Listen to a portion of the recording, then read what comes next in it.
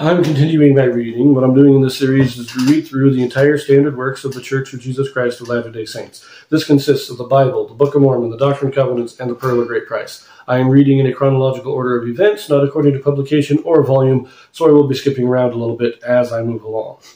I have just read in 1 Chronicles chapter 3, and this described, again, the ornaments of the temple, that described the cherubims that were built, the size of the temple, all that, which we also read in First Kings chapter 6.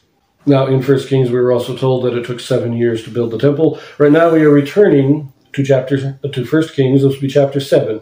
I will read this chapter in 2 videos, so because it's a little long. So we're gonna read the first half in this video, and we'll read the next half in another video. So here we go. This is chapter 7. Solomon built himself a house also. For the temple, Hiram of Tyre made the 2 pillars, the molten sea, the 10 bases, the 10 lavers, and all the vessels. The molten sea, meaning a baptismal font, rests on the backs of 12 oxen. Okay. But Solomon was building his own house 13 years, and he finished all his house. He built also the house of the forest of Lebanon. The length thereof was 100 cubits, and the breadth thereof 50 cubits, and the height thereof 30 cubits, upon 4 rows of cedar pillars, with cedar beams upon the pillars. And it was covered with cedar above upon the beams that lay on the 45 pillars, 15 in a row. And there were windows in 3 rows, and light was against light in 3 ranks. And all the doors and posts were square with the windows, and light was against light in 3 ranks. And he made a porch of pillars. The length thereof was 50 cubits, and the breadth thereof 30 cubits. And the porch was before them, and the other pillars and the thick beam were before them. Then he made a porch for the throne, where he might judge, even the porch of judgment, and it was covered with cedar from one side of the floor to the other. And his house, where he dwelt, had another court within the porch, which was of the like work. Solomon made also an house for Pharaoh's daughter, whom he had taken to wife, like unto this porch. All these were of costly stones, according to the measures of hewed stones, sawed with saws within and without, even from the foundation unto the coping, and so on the outside toward the great court. And the foundation was of costly stones, even great stones, stones of 10 cubits, and stones of 8 cubits. And above were costly stones, after the measures of hewed stones and cedars. And the great court round about was with 3 rows of hewed stones, and a row of cedar beams, both for the inner court of the house of the Lord, and for the porch of the house. I'm not going to get into too much detail on this. I don't think it matters too much. But this is actually like 3 different buildings that he's building for himself. He builds his own house. He builds the house of Lebanon. The house of the forest of Lebanon. And then he builds a house for Pharaoh's daughter, whom he married before he started praying and serving God. In the same time that he builds the temple, he has all these constructions going on. His house takes 13 years. It is larger and more... I can't say it's more opulent because the temple is overlaid with gold, and we get no indication that that is true of these houses that he built. But it does take longer to build because they are bigger, and they are at least probably just as opulent, just as luxurious. And so we can see some signs of... See, David had already built a palace, so Saul didn't need to build a new house.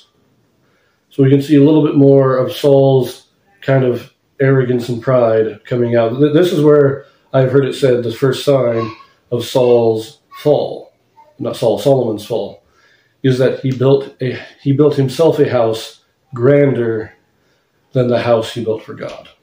But I'm not going to get into the details of the construction because I don't understand most of it.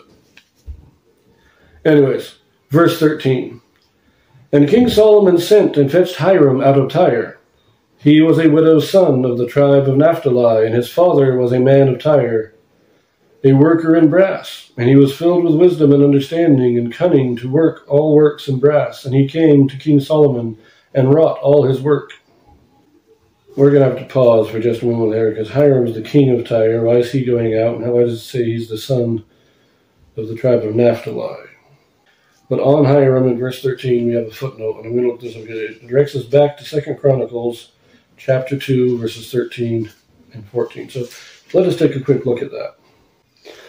So if you'll recall, let's refresh our memories here. This says, "And now I have sent a cunning man endued with understanding of Hiram my father's." So it seems that he's not fetching, it's not the king. It seems like that you have Hiram and you have Hiram, and the two records kind of got confused. The two names got confused in the records. So that's what it appears to be anyways. But let us continue. Verse 15. "For he cast 2 pillars of brass of 18 cubits high apiece, and a line of 12 cubits did compass either of them about. And he made 2 chapiters of molten brass to set upon the tops of the pillars. The height of one chapiter was 5 cubits, and the height of the other chapiter was 5 cubits. And nets of checker work, and wreaths of chain work for the chapiters, which were upon the top of the pillars, 7 for the one chapiter, 7 for the other chapiter. And he made the pillars in 2 rows round about upon the one network, to cover the chapiters that were upon the top, with pomegranates. And so did he for the other chapiter.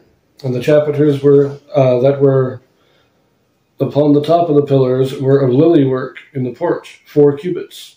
And the chapiters upon the 2 pillars had pomegranates also above, over against the belly, which was by the network. And the pomegranates were 200 in rows round about upon the other chapiter. And he set up the pillars in the porch of the temple. And he set up the right pillar, and called the name thereof Jachin. And he set up the left pillar, and called the name thereof Boaz. And upon the top of the pillars was lily work. So was the work of the pillars finished."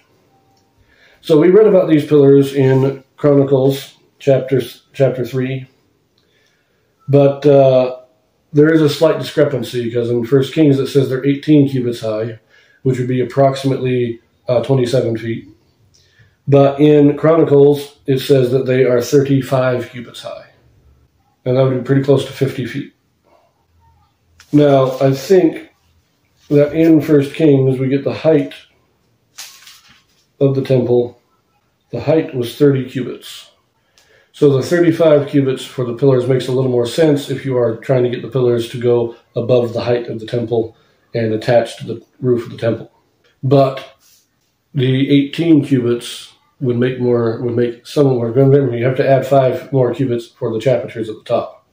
So there's that slight discrepancy, but I don't have enough knowledge of construction to really know what the significance of that is. So I'm going to leave that here. We will actually pick this up, I believe, in Chronicles, 2 Chronicles chapter 4. And then we will come back to 1 Kings chapter 7 to finish it out. So I will see you there.